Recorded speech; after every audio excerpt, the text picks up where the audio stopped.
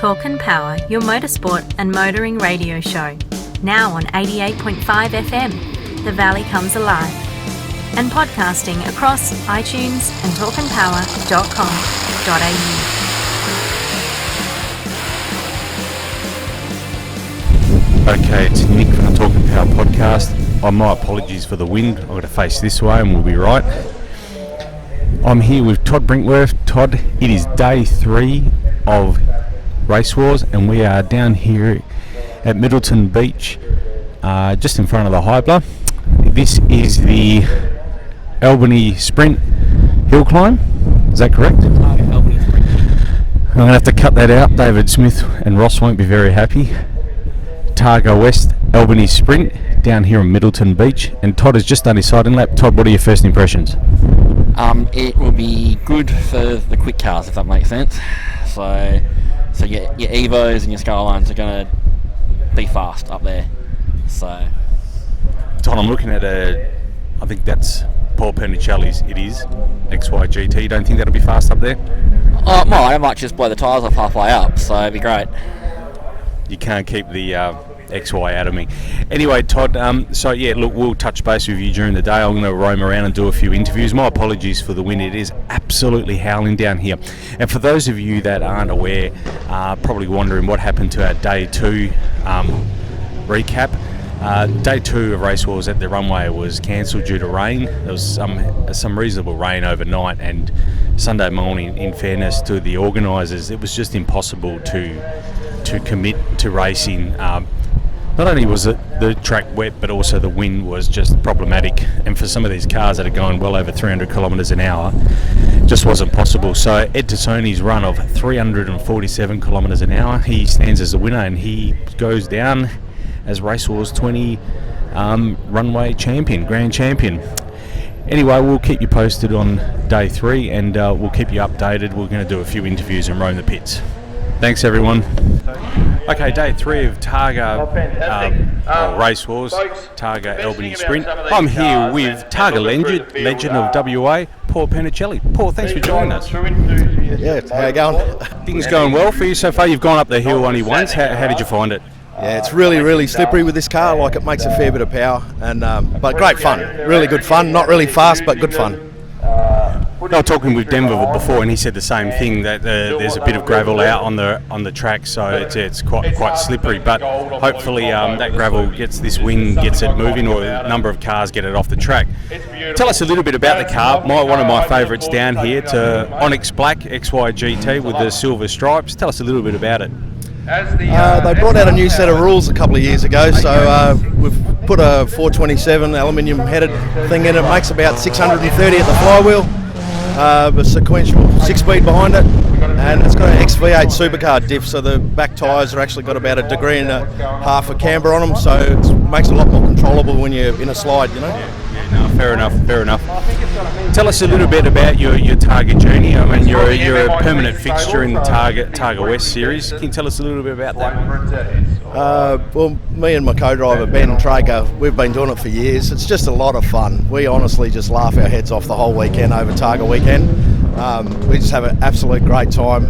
You absolutely spend every night from concentrating all day, but it's just so much fun. It's really good fun, especially in a car like this. Look, it's great to see you down here as well. Support a lot of the Targa cars are down here supporting this event as well. So it's great to see you down here. Just tell us quickly, is this the same car that used to be the purple one, or is this? Yeah, it used to be blue. Yeah, we decided to give it a big facelift and change the look of it, and make it look a bit tougher. So no, we're pretty happy with the way it's come out. Can't go wrong with Onyx Black and the silver stripes. It's absolutely gorgeous. So one of my favourite cars. Pretty serious inside as well. So it means business, doesn't it? Yeah, we've slowly stepped it up every year. You know, do something else to it, make it a little bit more scarier. You know, that's what the whole idea was, coming down here just to have a bit more seat time in it. The problem is that you sit here for an hour, the tyres go dead cold. So we're halfway up the hill before they start getting heated them. You know. Yeah, you don't get the opportunity to warm up tyres here at all, so you're basically straight into it, so you're correct. Anyway, Paul, we really appreciate your time. Thanks for coming on the podcast, and we wish you all the best for today. Thanks very much. Thank you. All right, I'm down here with Brad Glover. Brad, thanks for joining us on the podcast. I know you're an avid listener, so you'll be hearing yourself again in a few days' time. Hey, Brad, tell us, you've been 5 times at Racewars, you were saying before. Tell us a little bit about this lovely looking STI here. I've got to be careful how I say that. Subaru STI. I picked it up just over a year ago. We brought it over from Melbourne. It's one of the 2-doors that they made 1,000 of these, the JDM spec. So very much an original car, but it's been an events car before, so it came with the cage and everything else in it. We've gone over it and given it the love it needed, because it's been in storage for the last 15 years, unused. But today we just had it out for its first drive in anger, and it did very well, so I'm very pleased. Yeah, you were saying before you were pleased with how it ran. How did it go on the runway as well? Oh, it was good on the runway. We only had a few runs at Racewars with it, but did everything it was supposed to do. And it's only got the 5-speed in it, so we sort of ran out of legs at about 200 k's an hour, but it was still lots of fun. Tell us, Brad, you're campaigning 2 cars for this weekend. Can you tell us a bit about the other one as well? I've got an FPV Ute with the supercharged 5.8 in it, and that was always a lot of fun down here as well. So not pretty sketchy car to have on the runway, but lots and lots of fun. Oh, I bet it is. Hey, this is a lovely looking car. As I said, it's one of the rare, as you said, one of the rare 2-door versions. And it's good to see you out there and enjoying the car. That's the beauty about Racewars and this particular Targa West event here, is that there's a lot of road-going cars that are able to compete in this event, isn't there?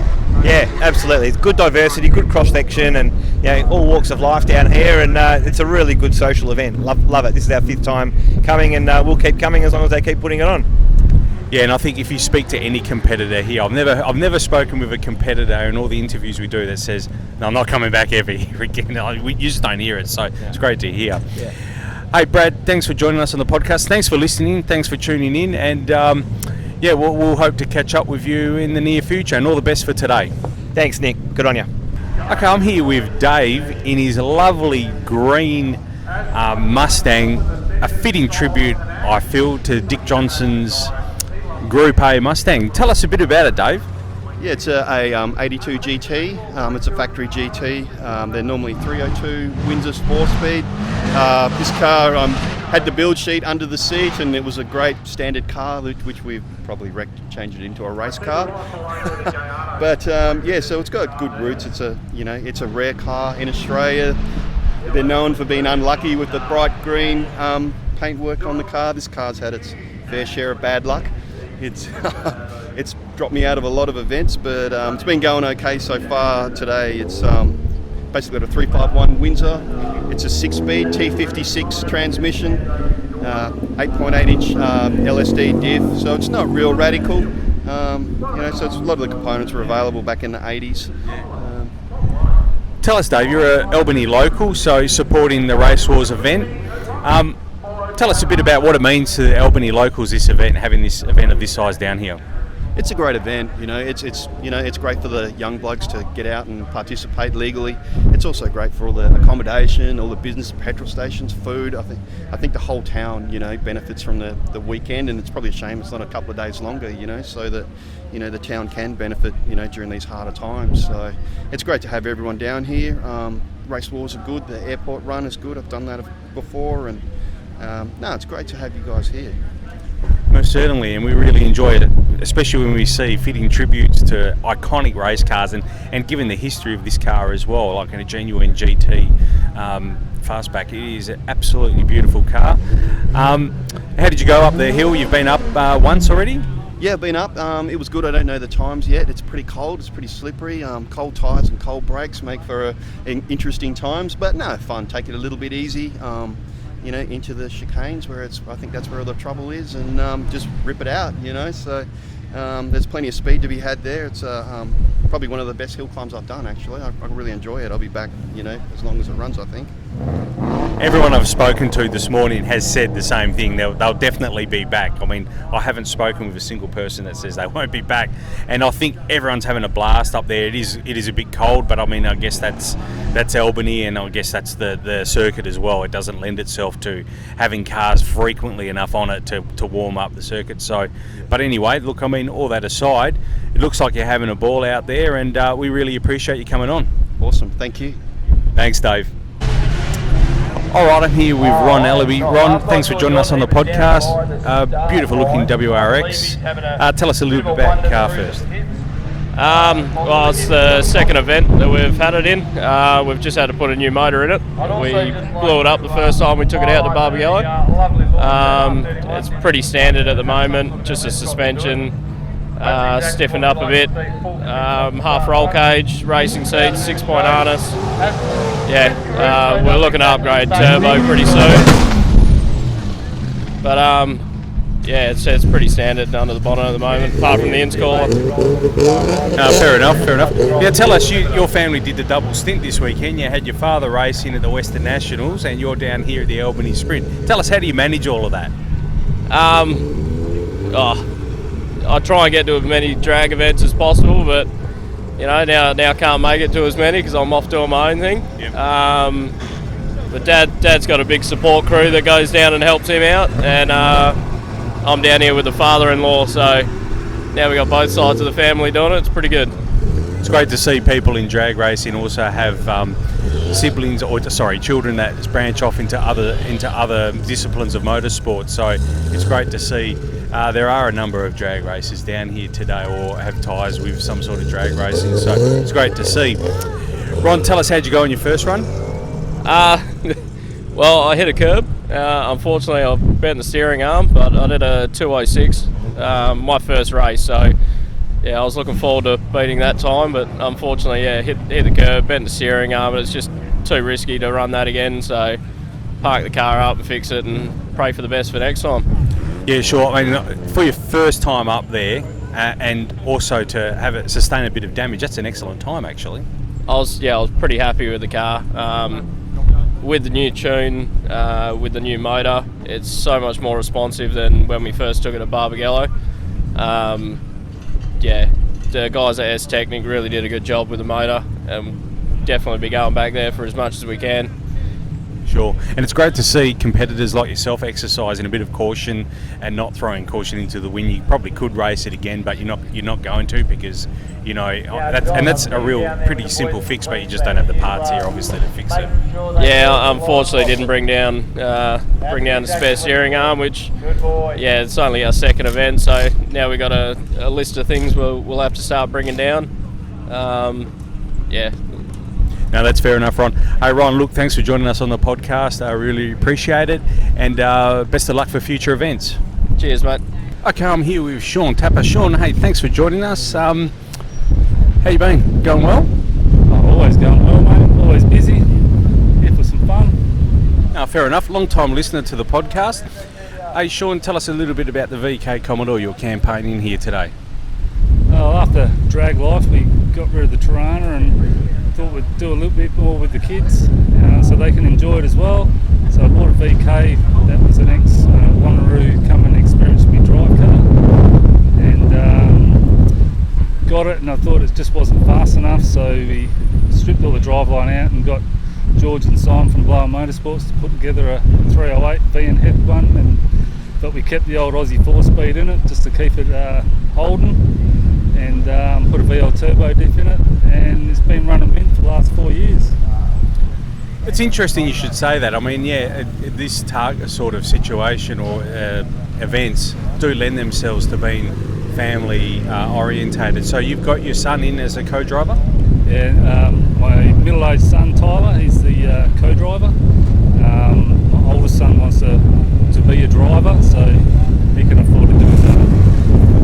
No, fair enough. That's good logic to that. Tell us a little bit about the drag car you used to campaign, the Tirana. I bought a half-finished project as a LC GTR Tirana.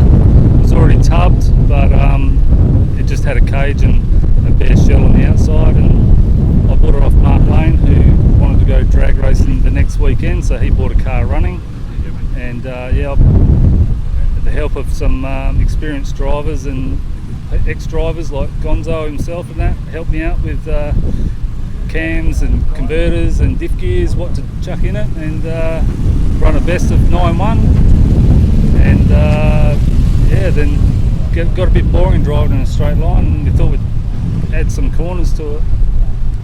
No, fair enough. And I mean, you come from a family heavily involved in Targa. Your father Ross is basically Targa West, as we know. Yeah, well, for a good part of 20 years he gave me crap about I could only drive in a straight line. But my parents raced back in the 80s with the Galant that we still got sitting around. And I started when I was 13 doing autocrosses and motorcanas and stuff, but I wanted to do wheel stands, so I went and tried something different. But I'm back now, and this is where it's at. Like, you don't have to go to a track. We go to the people, I suppose, in the suburbs where the roads are already there. That's the beauty of Targa. There's no doubt about it. You go to the people, and it's a motorsport event that's held amongst thousands of people here, even down here in Albany today. The weather's actually starting to clear up, and it's looking really great here. Hey Sean, we'll let you get back to it. Just give us a brief rundown. How did you go today anyway, before we finish up? After 4 years, the Aussie 4-speed gave up the ghost, and we rolled back down the hill today, but got an LS and a 6-speed to go in it for next time for Targa, so hopefully that all goes to plan. Sounds good. We look forward to seeing that. All right, Sean, look, thanks for joining us on the podcast. We wish you the best. Okay, I'm here with Minna. He's made it all the way over from Queensland. Thanks for joining us, Minna. How's things going? Yeah, really good, mate. And yourself? I'm very well. Hey, look, at the runway, a lot of people talking about your ride. I must admit, it's quite an impressive car. Tell us a little bit about it. Yeah, thanks. It's a LS3 powered S15 with 170 shot of nitrous on it. It's got a relatively large cam in it. Makes about 570 horsepower. We built it. I bought this car on Boxing Day as a roller, and we basically jammed it all together and put the kit on it, put the wheels on it, painted it up for this event because I wasn't able to complete my other car, which is an S14. And yeah, we just chucked it in the trailer completely untested and drove it over here and gave it a crack. I'm going to take my hat off to you, because that really is the spirit of Racewars, isn't it? You've come all the way over from Queensland in a car that you've only had for really 2 months, and it's a real crowd favourite, I must say. Yeah, well, we sort of wanted to, when I was sort of like trying to work out what colour I painted, I'm like, do I paint it? I don't know. It was originally a black car, but it sort of reminded me, with all the kit and everything and the way that it looks, back of the auto salon days. I don't know if you guys have that over here, but yeah. And I was like, this sort of reminded me with all the glitter and stuff, and I was like, you know what? Let's just do it and see what happens. What's the worst that could happen, kind of thing, you know? No, that's right. And I've got to be honest with you, even though I was standing over there in the crowd, I got an excellent photo of you doing a burnout when you left. I think it was in the first heat.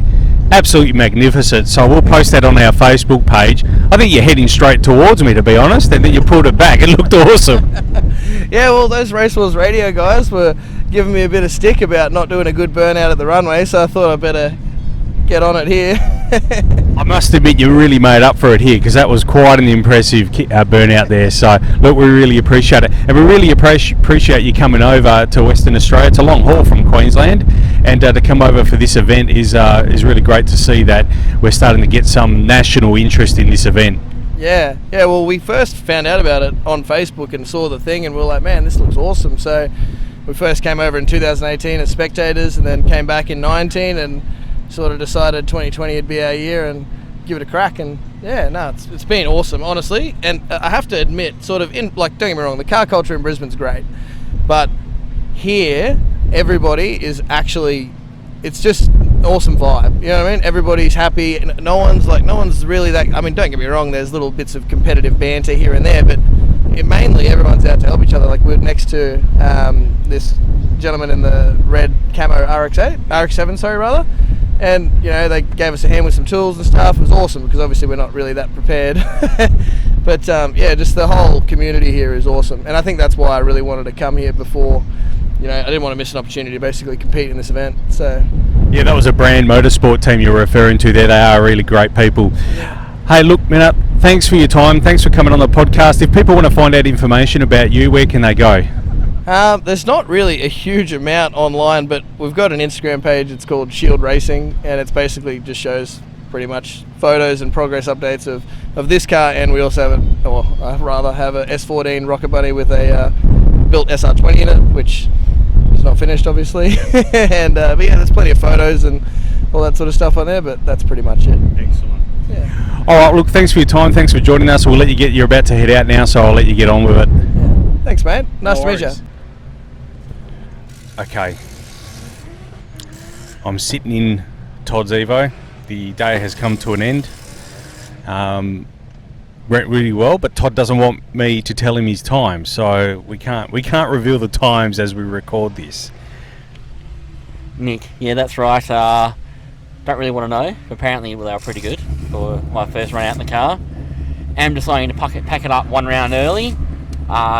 Just wanted to learn the car today. It's a long way to come to beautiful Albany for a quick run in the car, but I'm happy with what it did. Can only go up from here. You did really well, so without disclosing your time, you've done really well. Anyway, we'll disclose that tomorrow in tomorrow's podcast. We'll bring that to you. Hopefully we'll bring this to you on Monday evening, might be Tuesday evening. Anyway, we're going to catch up again and do a full review. We're just sitting in your car, getting out of the wind. The wind has been absolutely howling here. Yeah, that's right. It's actually calmer up the top of Mount Adelaide, believe it or not. Maybe because we're a bit sheltered up there or something, but it's a lot calmer. But yeah, it's windy. There's beach sand half through the car. I haven't even been swimming. I am dragging sand out of my ears. That's how much sand there is. It's phenomenal. So the wind hasn't been kind to us. But look, at the end of the day, that's Albany. This is what we do when we come out here, isn't it? Yeah, that's right. Again, the beautiful, southwest, or what do they call it? South Coast, sorry, Albany. Yeah, it's a great spot. I mean, you go stop and smell the roses for 2 seconds. We get to drive along one of the best beaches in Australia, if you ask me. And then go park at, the Anzac Lookout, which is an amazing view of Albany. It's great. There actually was a few competitors, and I commend them for it, all actually stopping and taking a quick look and going, hey, this is a pretty magical spot. Yeah, it certainly is. And I mean, even in our day off we had yesterday, on day 2 with the rain out, I actually took the time to get out to the Gap and to the Natural Bridge. And I haven't been there since I was a little kid, probably 5 or 6 years old I was the last time I went out there. And I'll tell you what, that is a magical place. Kind of prehistoric, isn't it, out there? Yeah, that's right. It looks like the land of time forgot. Certainly does. Hey, Todd, look, as I said, what did you think of the track? What did you think? How did you rate yourself? How did you go? Yeah, pretty good. Got fast with each run. My first run was a bit of an abort because I got red flagged. Well, not me personally, but someone made the course get red flagged, so that was an abort halfway through. Just learning the track. It's nice. The last chicane, as it coming up the hill, you'll see this on YouTube as well, by the way, on our Talking Power YouTube channel, because I've got the in-car footage. It was catching a few people out, and I must admit, my last run, which was quicker for the day, caught me out a little bit as well. I didn't hit anything, but I was a little bit sideways under brakes, and it's not a good feeling. So it's a well done track, well done to the Targa organisers. It favours a medium horsepower car, if there's such a term. Yeah. Like the big horsepower guys, actually a few of the big horsepower guys have had unfortunate accidents today. You can't go full send. As much as we all like to say, let's go full send, you can't. It's favouring some of the four-wheel drive, all-wheel drive, medium horsepower cars. Look, I can't wait to do it again. Part of the reason I'm taking the car home a little bit early, so I'm here next year. Look. No, certainly we understand that, and I think you've done really well. You'll be surprised. No, I don't think you will be surprised. I think your time is quite indicative of. Well, it's actually better than what I anticipated for your first event, and I know I've sent the Gons your time as well, and he was very impressed. To impress that man, you're doing well. Yeah, you'd be a pressure now. That's part of the reason I'm packing up, Nick. Nah.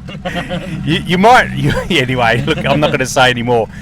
Anyway, look, thanks for everyone for tuning in, and I sincerely apologise with the wind noise that we've had today. But look, I mean, I've got actually, Todd will vouch for this, I've got 2 socks on the microphone.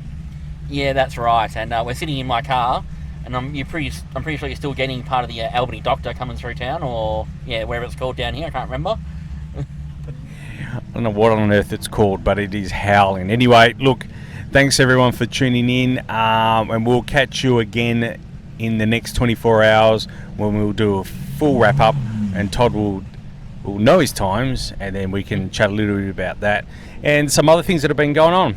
All right, thanks everyone. Yeah, well, I won't see you at the hill anymore, but we'll see you at the track or see you off the streets. No worries. Thanks, everyone. Talk See and ya. Power, your motorsport and motoring radio show. Now on 88.5 FM, The Valley Comes Alive.